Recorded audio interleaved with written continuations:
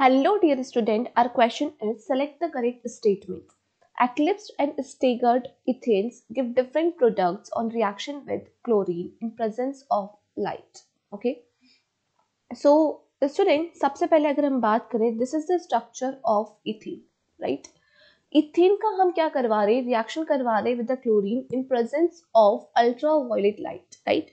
तो बेसिकली यहाँ पर क्या होगा, free radical substitution reaction will take place. Okay, so one hydrogen from the carbon atom is replaced by the chlorine and we will get CH3CH2Cl और हमें ये product मिलेगा and this is chloroethane. Okay, now इसे हम as a front carbon और इसे हम as a back carbon consider करते हैं और हम बनाते हैं इसका Newman projection. So hydrogen hydrogen hydrogen. Clear? अब हम सबसे पहले इसकी एक्लिप्स फॉर्म बनाएंगे जब दोनों हाइड्रोजन बॉन्ड्स क्या कर रहे हैं, एक दूसरे को एक्लिप्स किए हुए हैं. This is the eclipse form, right? अब हम क्या करेंगे, इसको रोटेट कर देंगे with the 60 degree angle, right? जब आप इसको 60 डिग्री एंगल से रोटेट करोगे तो क्या होगा, तो यहाँ पर बेसिकली बैक कार्बन को आप रोटेट करोगे और बैक कार्बन को रोटेट करने पर ये वाला हाइड्रोजन आ जाएगा इस तरफ, राइट? तो ये हमारे पास हो जाएगी स्टेगर्ड फॉर्म, राइट? अब यहाँ पर अगर हम इन दोनों की रिएक्शन करवा दें विद द क्लोरीन तो एक हाइड्रोजन रिप्लेस हो जाएगा विद द क्लोरीन और यहाँ पर भी एक हाइड्रोजन रिप्लेस हो जाएगा विद द क्लोरीन. तो हमें डिफरेंट प्रोडक्ट्स नहीं मिल रहे हैं, हमें प्रोडक्ट तो सेम मिलेगा, राइट? बट हमें डिफरेंट कन्फर्मर्स मिलेंगे, राइट? तो यहाँ पर डिफरेंट प्रोडक्ट्स नहीं बोल सकते, आप कहोगे प्रोडक्ट तो सेम है but you can say that this is a different conformers, right? So this is the false statement, क्योंकि हमें प्रोडक्ट तो क्लोरोइथेन ही मिलेगा, बस कन्फर्मर डिफरेंट हो जाएंगे. One will be eclipse and the second will be staggered कन्फर्मर.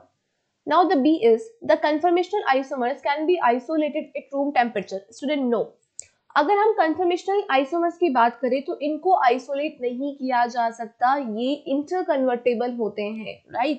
इनको कभी isolate आप नहीं कर सकते, ये interconvertible होते हैं एक दूसरे में. This is the false statement. Option C, torsional strain in ethane is minimum at dihedral angles of 60 degree, 180 degree and 300 degree.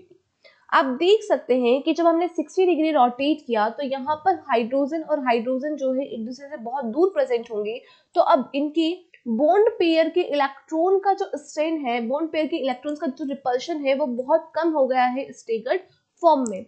अगर आप इसको फिर से 180 डिग्री रोटेट करते हो बैक कार्बन को, फ्रंट पर तो ग्रुप्स की पोजीशन सेम रहेगी, अब ये वाला हाइड्रोजन आ जाएगा 180 पर, मतलब इस पोजीशन पर. तो यहाँ पर hydrogen hydrogen hydrogen, you can see again staggered form के जैसा ही है, राइट? तो 180 डिग्री पर भी टॉर्सनल स्ट्रेन बहुत मिनिमम रहेगा. और अगर आप इसको फर्दर रोटेट करोगे with the 120 degree angle, right? So you can see कि अगेन आपको स्टेगर्ड कंफर्मेशन ही मिलने वाला है. अब इसको आप बैक कार्बन को 120 रोटेट करोगे तो ये हाइड्रोजन इस पोजीशन पर आ जाएगा. तो hydrogen hydrogen hydrogen, you can see 60 degree, 180 degree और 300 डिग्री. यहां से तो ये बिल्कुल 300 डिग्री ही है. तीनों पर आपको क्या मिल रहा है, आपको स्टेगर्ड फॉर्म मिल रहा है और स्टेगर्ड फॉर्म के अंदर टॉर्सनल स्ट्रेन मिनिमम होता है. So this is the true statement. Steric strain is minimum in staggered gauche form of N-butane.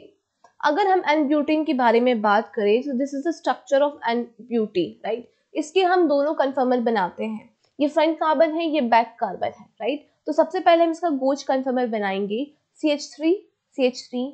जब दोनों सेम यूनिट्स कहाँ प्रेजेंट हो, एक दूसरे से जस्ट 60 डिग्री एंगल्स पर प्रेजेंट होती है, तो इसको हम कहते हैं गोज कन्फर्मर. अब इसका हम बनाते हैं एंटी कन्फर्मर.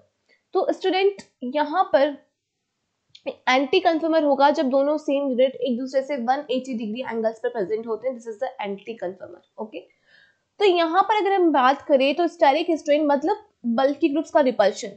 तो 180 डिग्री मतलब एंटी वाला जो कन्फर्मर है, इसमें आप देख सकते हो कि मिथाइल ग्रुप्स एक दूसरे से अपोजिट डायरेक्शन में प्रेजेंट है, just at the opposite angle 180 degree, right?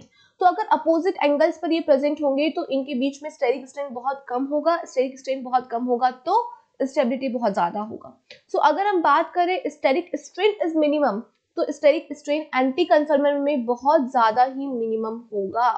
और गोच में तो आप देख ही सकते हैं कि कंपैरेटिवली एंटी इसमें ज्यादा स्टेरिक स्ट्रेन प्रेजेंट है, बिकॉज ये ज्यादा डिस्टेंस पे प्रेजेंट नहीं है groups, right. So this is the false statement. So option C is the correct answer. Thank you.